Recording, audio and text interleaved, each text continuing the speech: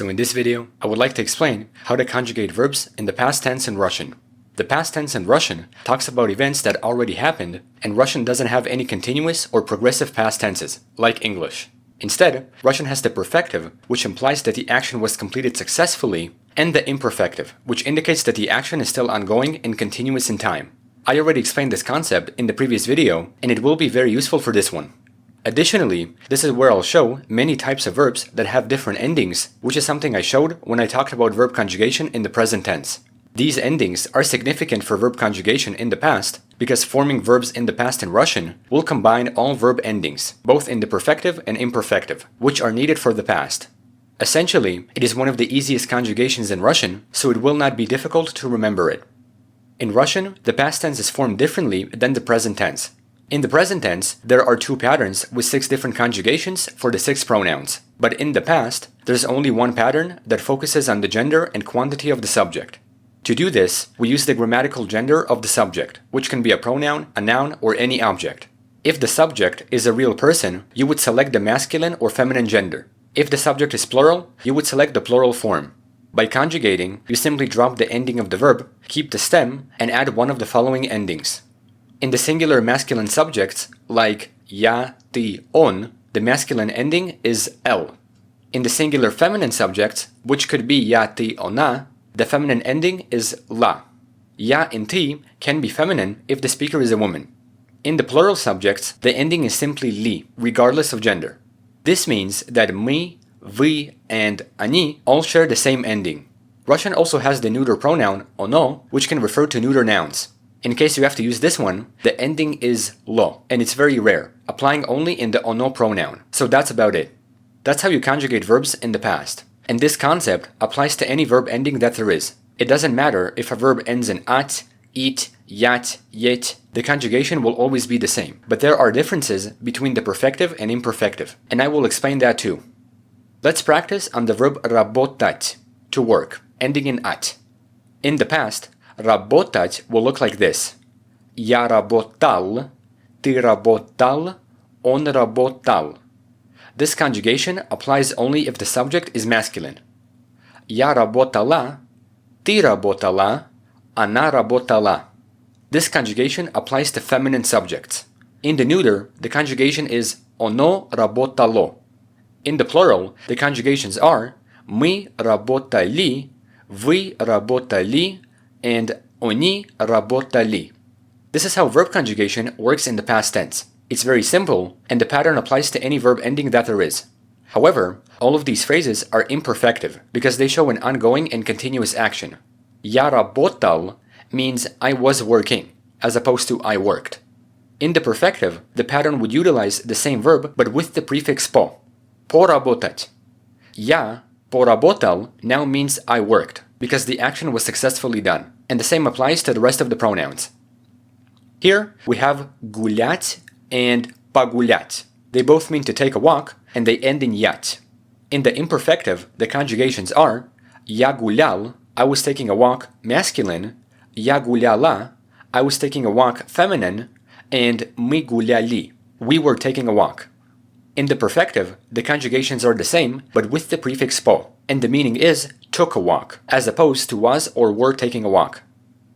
Here we have сидеть and посидеть. They both mean to sit, and they end in еть. In the imperfective, the conjugations are я сидел, I was sitting, masculine, я сидела, I was sitting, feminine, and мы сидели, we were sitting. In the perfective, the conjugations are the same, but with the prefix по, and the meaning is sat. Here we have говорить and поговорить. They both mean to speak, and they end in ить. In the imperfective, it's я говорил, I was speaking, masculine, я говорила, I was speaking, feminine, and мы говорили, we were speaking. In the perfective, it's the same, but with the prefix по, and the meaning is spoke. Here we have возвращать and вернуть. They both mean to return, but the perfective version ends in ut.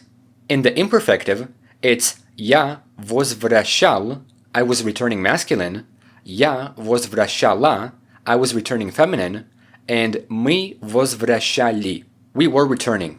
In the perfective, we have a different version of this verb, but the endings are still the same, and the meaning is returned. Here we have kolot and ukalot. They both mean to prick, and they end in ot.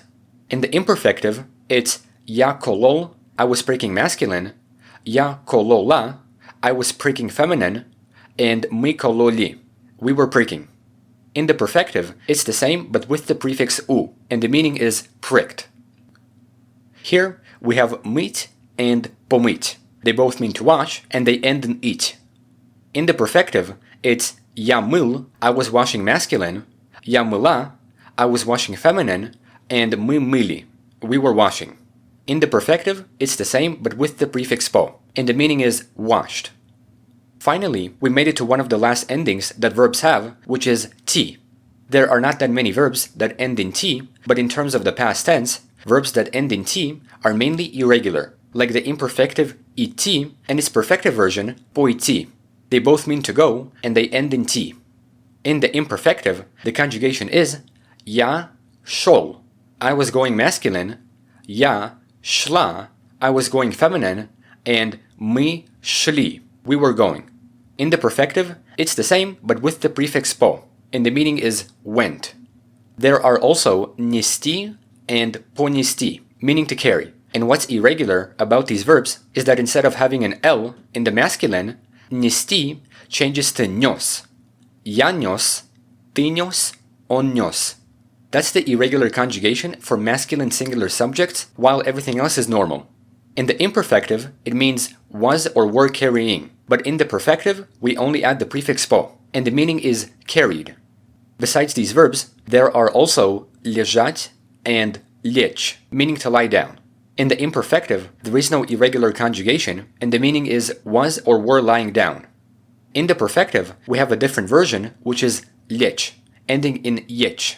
What's irregular about lечь is that it replaces che with ge and has log as the masculine singular conjugation, and the meaning is lied down. There are also moch and smoch, which means to be able to. They both end in och, and what's irregular about them is that ge replaces che in every single conjugation. In the imperfective, it means was or were able to, and in the perfective, the conjugations are the same with the prefix si, meaning could. There could be more irregular imperfective and perfective verbs in the past tense, but it's not that important to know all of them, so that's about it. At last, there is the very important verb být, which means to be. This verb is never used in the present, but is used in the past and future. Because we're focusing on the past, we have to understand that být can be used to indicate existence, identity, location, and can even function as an infinitive. It corresponds to the English was or were, and it ends in it, so its conjugations in the past will be normal. Я был, I was masculine, я была, I was feminine, and мы были, we were. Být is actually considered stative, and it may have perfective prefixes, but it cannot be perfective on its own. These conjugations are all imperfective because they would indicate a stative and active action all the time. A prefix perfective of být can be something like pobыть, but it no longer means to be. It now means to stay here or there, and its meaning can change often. Explaining more on this concept will cause more confusion, so I'll stop here. In conclusion, this is how verb conjugation works in the past tense in Russian. It's quite simple and not too difficult.